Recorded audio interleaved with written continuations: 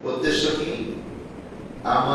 আমরা যেন আত্মশুদ্ধি করতে পারি, আত্মাকে শুদ্ধ করতে পারি। রমজান মাস মানে না খেয়ে থাকলে রোজা হয় না। না খেয়ে থাকার নাম রোজা না। রোজার আবিধানিক অর্থ হলো জ্বালায় পড়ায় দেওয়া, ছাই করে দেওয়া। সেটা কি?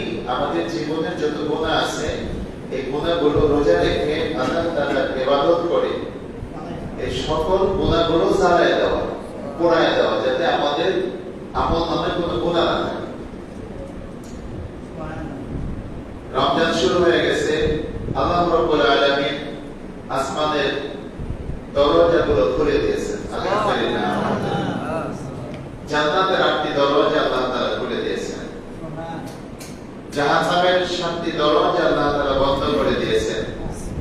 আমাদেরকে যে ধোঁকা দেয় ইবলিস শয়তান, তাকে শিকল দিয়ে বেঁধে মহাসাগরের মাঝখানে বেঁধে রেখেছেন, যাতে করে রমজানে মানুষ গুনাহের কাজ কম করে আল্লাহ তাআলার নৈকট্য হাসিল করতে পারে।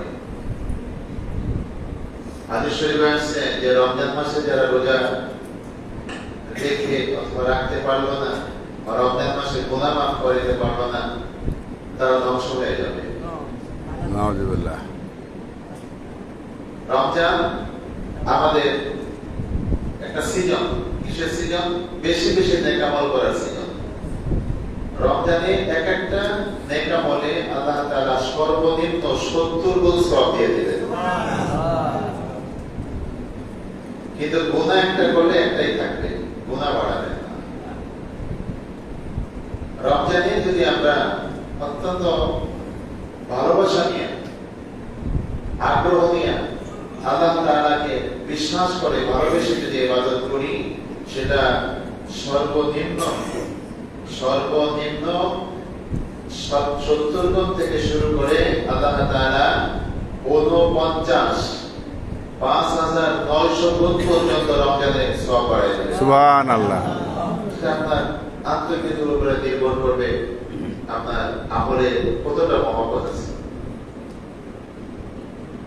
আল্লাহ রাব্বুল আলামিন বলেন, তোমরা সেহরি থেকে ইফতার পর্যন্ত না খেয়ে থাকো, কষ্ট করো। তোমাদের সামনে কত মানুষ খায়, পান করে, ক্ষুধা যাতনা, পানির পিপাসা, বুক ছটফট করে, কিন্তু তোমরা খাও না। কিন্তু এই কষ্ট করার পরেও তোমরা যদি নামাজ না পড়ো, মিথ্যা কথা বলো, সুদ ঘুষ অন্য গুনাহ তোমাদের জারি থাকে, এগুলো বন্ধ না করো, তাহলে এই না